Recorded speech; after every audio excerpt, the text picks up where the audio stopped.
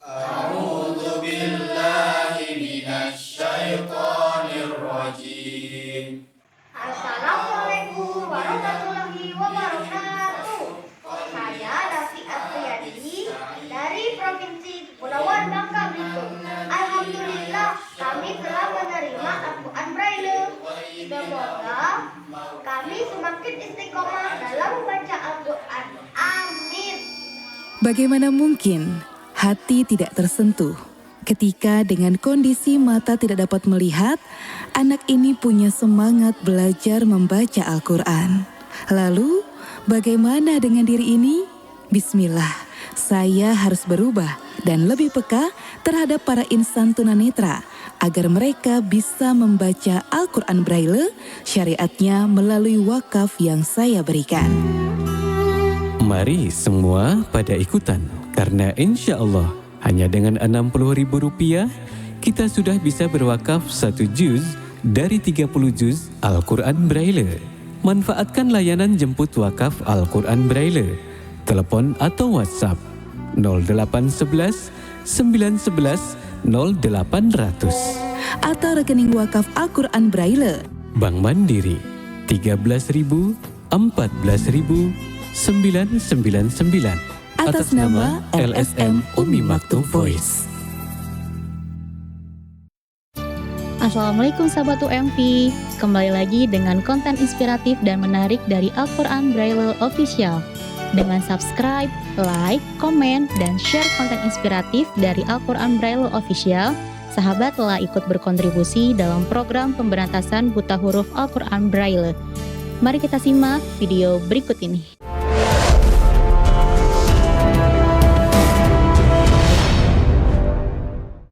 Assalamualaikum warahmatullahi wabarakatuh. Alhamdulillahirrahmanirrahim. Kita sudah bertemu lagi sahabat di podcast Membuka Mata Hati. Tepatnya sekarang di puasa ke-9 ya. Ada juga yang mungkin di antara sahabat hari ini itu adalah puasa di hari ke-10. Dan seperti biasa, di samping saya sudah ada teman yang menemani saya untuk berbicara di hari ini ya. Ada Bapak Antang Kurniawan. Assalamualaikum Bapak. Waalaikumsalam warahmatullahi wabarakatuh. Sehat Pak, kabarnya Pak? Alhamdulillah tuh Ayani sehat. Alhamdulillah. Si Intan kemana? Ya Pak? Intan kemana? Teh Intan. Teh Intan sudah dengan suaminya. Oh. Iya.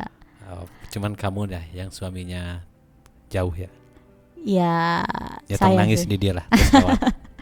Iya Pak. Ngomongin tentang suami ataupun keluarga ya Pak ya. Ngomongin suami. Iya, maksudnya tuh kita tuh ngebahas tentang bagaimana Oh sih. iya ya, kamu tuh udah nikah ya? Iya dong. Oh. Masa juga jomblo terus sih kan? Yang enggak masa di kamu. Ya kan Yang enggak sekarang masa udah kalau berdua. jomblonya itu adalah pertolongan dari Allah, maka itu boleh jadi suatu bentuk pertolongan dari Allah. Jadi jangan pernah minder karena diri ini belum nikah atau punya titeh jomblo. Kenapa? Karena itu suatu takdir terbaik dari Allah daripada kita mendapatkan kemadaratan. Kalau dengan menjomblo itu kita bisa berbakti kepada orang tua secara maksimal, beribadah dengan sungguh-sungguh, tak ada gangguan sana sini, maka menjomblo adalah suatu jalan untuk menggapai pertolongan Allah. Masya Allah, bener-bener ya. Berarti teman-teman yang ngejomblo tuh nggak boleh patah semangat ya harusnya. Iya, bahkan yang kelihatan patah semangat mah yang baru nikah. Oh gitu. Oke, balik ke tema nih Pak. Tema kita hari ini adalah bagaimana caranya meraih keluarga di dalam surga. Nah ini tentang sekitaran rumah tangga Pak. Nah itu caranya gimana Pak? Ini judul yang nggak biasanya, kan biasanya meraih surga di dalam Keluarga. Kalau Sekarang ini justru meraih keluarga di dalam surga. Pertama ada unsur optimis bahwa insya Allah la haula wala quwwata illa billah, kita semua masuk surga. Kan kita suka berdoa, Allahumma inna nas'aluka ridhaka wa jannah wa na'udzubika min syakhatika wan nar. Ya Allah, kan gitu, masukkanlah aku ke dalam surga dan lindungi dari azab api neraka. Nah, berarti kita optimis. Selama dalam hati mulut kita mengucapkan la ilaha illallah, insya Allah kita masuk surga. Nah, cuman masalahnya dengan siapa kita masuk surga. Tentu keinginan kita pengen masuk surga bareng-bareng bersama keluarga. Jadi ada namanya surga Aden ya. Itu surga yang diperuntukkan untuk kita sekeluarga. Kenapa? Nabi Adam aja ketika oleh Allah ditempatkan di surga tanpa keluarga maka kesepian. Iya kan? Iya. Maka oleh Allah diberilah pasangannya yaitu Siti Hawa. Artinya kita di surga akan lengkap rasanya jika bersama keluarga. Atas karunia Allah Subhanahu wa taala, atas berkat rahmat kasih sayang Allah Subhanahu wa taala, kita di dunia ini memiliki keluarga. Kan dipertemukan, dipersatukan, berketurunan, ya Kak. Nah, tentu harapannya bahwa keluarga yang kita rintis di dunia ini tetap abadi hingga di surga. Bagaimana caranya? Maka visi untuk menggapai surga itu harus menjadi harus menjadi jiwa bagi seluruh anggota keluarga kita. Jangan sekali-kali berpikir bahwa berkeluarga hanya untuk memenuhi kebutuhan dunia saja. Tidak. Berkeluarga adalah untuk menggenapkan kebahagiaan kita ketika kita mendapatkan surga. Walaupun misalnya pasangan kita juga ke surga, tapi surganya beda-beda, ya pengennya mah bareng lah. Iya, betul. Oleh sebab itu maka amalan kita samakan, betul Kak? Betul. Amalan tegakkan watawasau bil haq, watawasau bis sabr, watawasau bil marhamah. Tegakkan saling menasehati dengan cara yang benar, saling nasihati dengan cara yang sabar, kemudian saling menasehati dengan kasih sayang. Insya Allah. Gitu. Tapi kalau kita masing-masing, misalnya pasangan kita masih gemar maksiat, kita kita bersungguh-sungguh taubat, jangan begitu. Yuk kita ajak. Gimana kalau nggak mau juga? Jangan mengatakan tidak mau, tetapi harus mengatakan belum saatnya dan belum waktunya, dan semakin banyaklah pahala kita untuk mendakwahinya. Begitu. Nah, ngomong-ngomong tadi, kalau misalnya keluarga itu harus bersungguh-sungguh ya Pak ya, baik suaminya ataupun istrinya, baik orang tuanya, baik anaknya itu kalaupun bertobat berarti semuanya harus benar-benar bertobat, harus bersungguh-sungguh bersama-sama ya Pak. Nah, kalau khusus ini Pak, untuk istri nih, ada nggak sih amalan khusus atau amalan yang benar-benar bisa membawa istri itu ke surga bersama suaminya? Wah, justru peluangnya banyak sekali.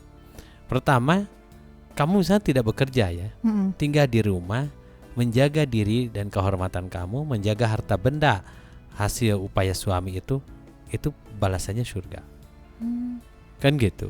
Bahkan bukan hanya buat kamu, itu bisa jadi juga buat orang tua kamu. Kenapa? Karena ada satu riwayat saat itu Rasulullah SAW didatangi di zaman Nabi, ada sahabat suaminya pergi berperang. Titip pesan kepada istri bahwa jangan pernah meninggalkan rumah. Nah, suatu ketika ibunya sakit, maka datanglah seorang utusan kepada si istri seorang sahabat ini, dikabarkan bahwa ibunya sakit. Tentu sebagai seorang anak sangat sedih, tapi beliau ingat pesan suaminya bahwa jangan keluar rumah. Maka diberitahukan, tolong sampaikan suamiku yang lagi tidak ada. Disampaikan, sakitnya makin parah, balik lagi sakit, tetap hanya sampai meninggal. Si perempuan tersebut tidak keluar rumah demi menjaga amanah dari suaminya. Maka dilaporkanlah hal tersebut kepada Rasulullah SAW setelah pulang berperang. Atau apa jawab Rasulullah? Ibu tersebut masuk surga. Kenapa? Karena memiliki anak yang solehah. Jadi memelihara amanah suami, insya Allah membuat sang istri itu menjadi masuk surga. Bahkan bukan hanya untuk dirinya, melainkan juga untuk keluarganya. Tentu selama orang tuanya pun soleh dan soleha. Begitu. Jadi berarti banyak ya Pak, berarti ya untuk khususnya untuk istri itu amalan-amalan yang bisa dilakukan gitu. Misalnya kata suaminya itu nggak boleh menerima tamu. Nah, maka itu pernah dicontohkan oleh Sayyidina Fatimah ya. Saat itu ada yang mau berkunjung ke rumahnya, kalau perempuan aja boleh, tetapi ternyata bukan oleh Sayyidina Fatimah, oleh seorang sahabat ya. Saat itu Sayyidina Fatimah berkunjung tuh ke rumahnya. Beliau membawa Sayyidina Husain. Mm-mm. Nah, ternyata sahabat tersebut tidak mau membukakan pintu untuk Fatimah, padahal putri Rasul loh. Kenapa jawabnya? Karena suamiku melarang memasukkan laki-laki. Padahal saat itu Sayyidina Husain masih kecil. Nah, jadi, dan itu lagi-lagi jawabannya adalah bahwa perempuan tersebut adalah ahli surga. Kenapa? Karena menjaga diri dan kehormatannya atas dasar amanah suaminya karena Allah Subhanahu wa taala.